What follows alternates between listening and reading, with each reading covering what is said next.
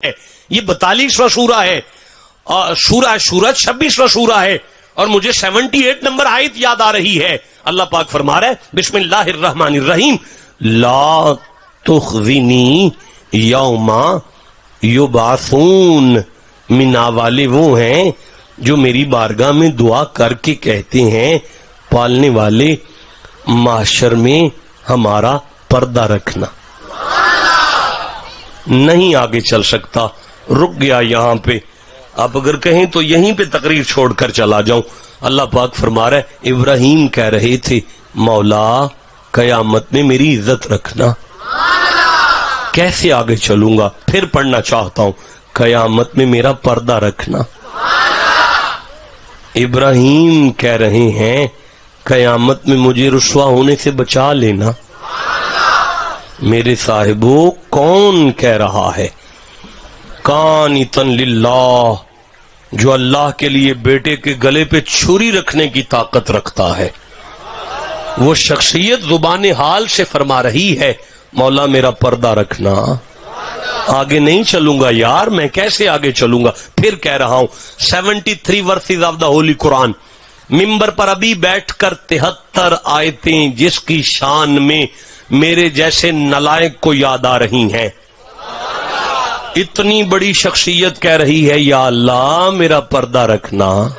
نہیں نہیں نہیں نہیں بچوں نہیں، دیکھیں میں ایسے نہیں کر سکتا، میں آگے چل ہی نہیں سکتا۔ کیسے آگے چلوں گا؟ قیامت تک کے لیے جس کے بیٹے کی قربانی امت مسلمہ پر واجب ہو، وہ شخصیت کہہ رہی ہے قیامت میں میرا پردہ رکھنا۔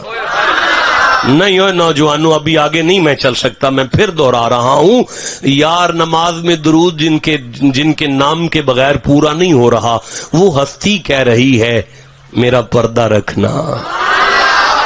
آج میرے جیسا نلائق پیر اٹھ کے مریدوں کو ضمانت دیتا ہے آپ کو شتے خیراں ہیں، آپ کو کوئی نہیں پوچھنے والا۔ یہاں وہ نبی جس کی پشت میں سے محمد پیدا ہو، وہ جد الانبیاء فرما رہا ہے قیامت میں کیسے مجھے وہ شخصیت یاد آ رہی ہے کہ صحن بیت اللہ ہے اور یوں چہرے پر نقاب ہے اور زبان پہ ایک ہی جملہ ہے یا اللہ مجھے معاف کر دے، یا اللہ مجھے معاف کر دے، یا اللہ مجھے معاف کر دے، یا اللہ مجھے معاف کر دے، یا اللہ مجھے معاف کر دے، یا اللہ مجھے معاف کر دے، یا اللہ مجھے معاف کر دے، یا اللہ مجھے معاف کر دے۔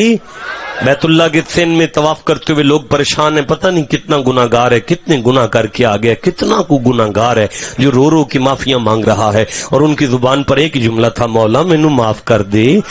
یا اللہ جڑے چپ نہیں ہوئی میرے نال نے، جڑے بول رہے نے مینوں معاف کر دے، یا اللہ معاف کر۔ طواف کعبہ کرتے ہوئے لوگ دیکھ رہے ہیں، اچانک ایک چیخ نکلی یا اللہ مجھے معاف کر دے۔ اب مجھے معاف کرنا میں غش نہیں کہہ سکتا، بے ہوشی نہیں کہہ سکتا، لیکن سمجھانے کے لیے کہہ رہا ہوں بے ہوش ہو کے گر پڑے۔ طواف کعبہ چھوڑ کر لوگوں نے جھولیاں اٹھا کر کہنا شروع کر دیا یا اللہ اسے معاف کر دے، پتہ نہیں کتنا گناہ گار ہے، یا اللہ اسے معاف کر دے، پتہ نہیں کتنا گناہ گار ہے، یا اللہ اسے معاف کر دے۔ حسن بصری کعبے کا طواف کر رہے تھے، حسن بصری کے دل میں خیال آیا میں دیکھوں تو صحیح ہے کون۔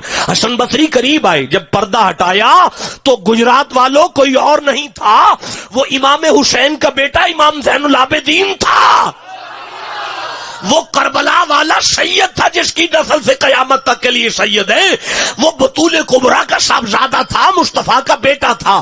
حسن بصری نے پاؤں کی تلیاں جسنی شروع کی، حسن بصری کے پاؤں کی تلیاں جسنے کی وجہ سے جناب زین العابدین کی آنکھیں کھلی، حسن بصری کا چہرہ دیکھا، آنکھوں میں آنسو آ گئے، رو کے کہنے لگے حسن بصری تو اللہ کا بڑا ہی نیک بندہ ہے، اللہ سے کہنا حسین کے بیٹے کو معاف کر، اپنے رب سے کہنا حسین کے بیٹو۔ گجرات والو حسن بصری کے چھکے چھوٹ گئے، مولا آپ ابن رسول ہیں، آپ فاطمہ الزہرا کے بیٹے ہیں، اگر اللہ کی بارگاہ میں آپ کا یہ عالم ہے ہمارا کیا بننے والا ہے؟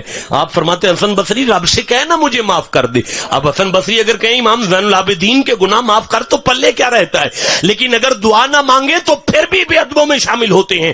حسن بصری نے جلدی سے دامن اٹھایا، بیت اللہ کی طرف چہرہ کیا، رو کے کہنے لگے مولا زین العابدین کے صدقے میں ہم سبھی کے گناہ معاف کر دے۔